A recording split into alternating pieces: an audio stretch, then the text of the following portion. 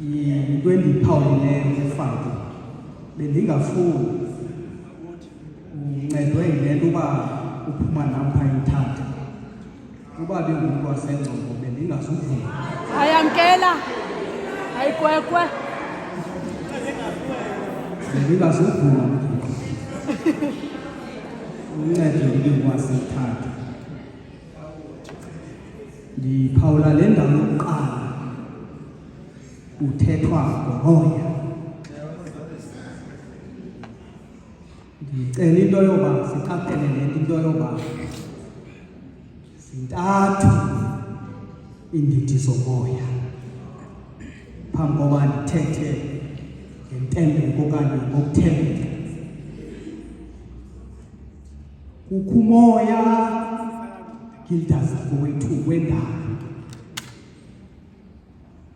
kubekho umoya kaSathane kubekho umoya oyingcwele zintathu iindidi zomoya uyabona kumoya wendalo unexesha umoya wendalo sibone kupholile singayazi apha asuka khona nalapha abheka khona umoya wendalo kodwa xa kukho isivunguvungu somoya sibona imithi ileli ngasekunene sitsho sazi into yoba umoya usuka ngasekhona ukanye kubekho isiphithiphithi somoya ongena direction bazawuyazi ke le nto abantu abangena mizimba ngathi uthi xa isiza phaa uthi umilile kanti phethethwa ngulo moya usinde abantu abanemizimba osinazo kubekho kwesibili umoya kaSathane onongena kule nkonzo singafani mgidi sithi noba kuyaxoxwa kakabhasoni sivubetha kolwimi eli lakho akusathethi wena sekuthetha uSathane ngentu ongena phaa kuwe ngoba noSathane uklemba xa yasiza akezingesiku uza ngokomoya sivubetha kolwimi sibone lo mntu asisekho kunye nayapha sele elawulwa ngumoya kaSathane kubekho umoya wesithathu umoya oyingcwele athi umquli wale cawa yasewisile siphumoya ongqinayo asixhase ngenyaniso nankayisono siyenzayo kodwa yena umoya asasixhase ngenyaniso iindidi zomoya zola sibone noba sewuvuma sibone into yoba awusawulawulwa ngoku ngojola ulawulwa ngoku ngumoya oyingcwele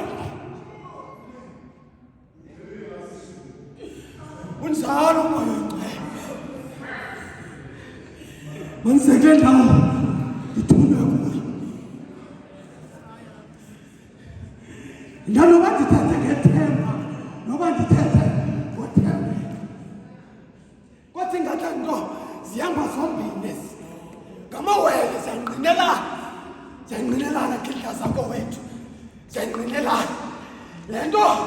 yenzakalise mfokozi yokwana lenzakalise uyise ehleli nonyana emthembile ukhona lithi ithemba liyaphilisa ithemba liyadanisa ithemba liyabulalisa le nto athi uyise ehleli nonyana ke umfunyana ndayibona into ndalilizwe ndamvesithi apha kuyise wakhe kandiboleke esami isabelo ndiza kukhululeka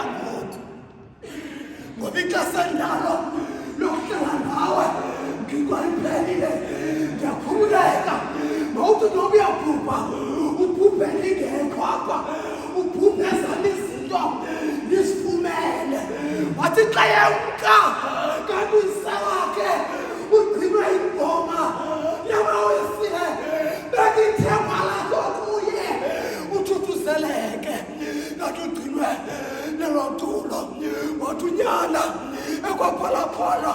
wathi azibhubhisile ithi iBhayibhile wayeyinqwenela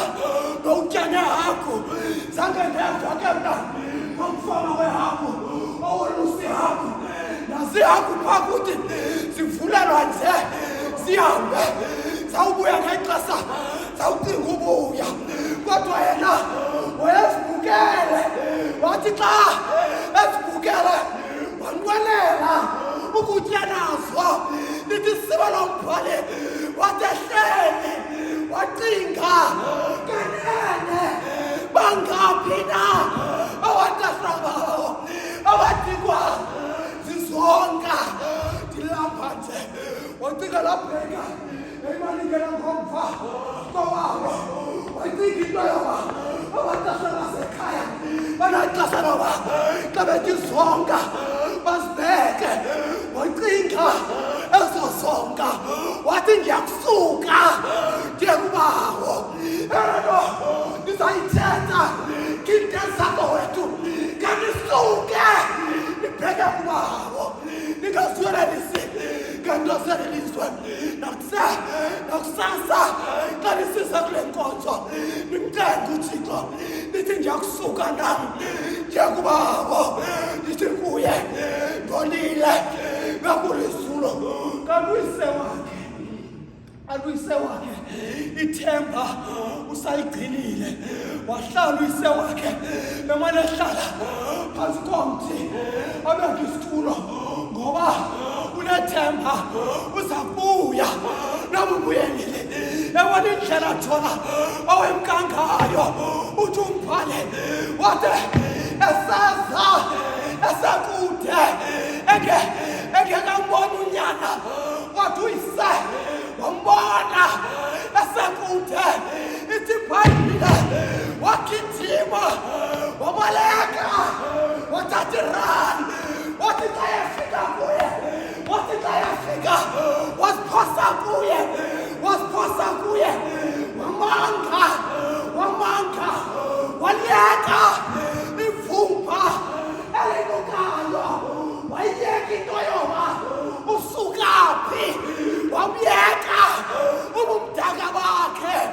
unzalo uThixo ngasisondela kuye sibethwa lilizwe akasibuzi imvelaphi akasibuzi nezono zethu sukuThixo sami owethu uThixo njalo wasuke wamanga wathi xa yamanga wahamba naye wabheka ekhaya wathi xa efika ekhaya khona ningubende nimembathise uyandathise wathatha loo mazwi mandiniyekeke ndithi nani xa nigoduka izulu alivalanga ngobomi benu nisondele kuThixo ikhona ingubo yezulu athi umculi kanti iqhoka amanikiniki athi kodwa ikhona ingubo uyabona usukwazi ugcina ithemba funeka ungasibhitheli ngemicimbi yalelizwe xa uzibona into zelelizwe vuma uthi ewe noxa silungile asindilungelanga mna zonke ukuze uzawukwazi ukuhlala ugcina ithemba ngoba isithemba nesibilo sahluphwa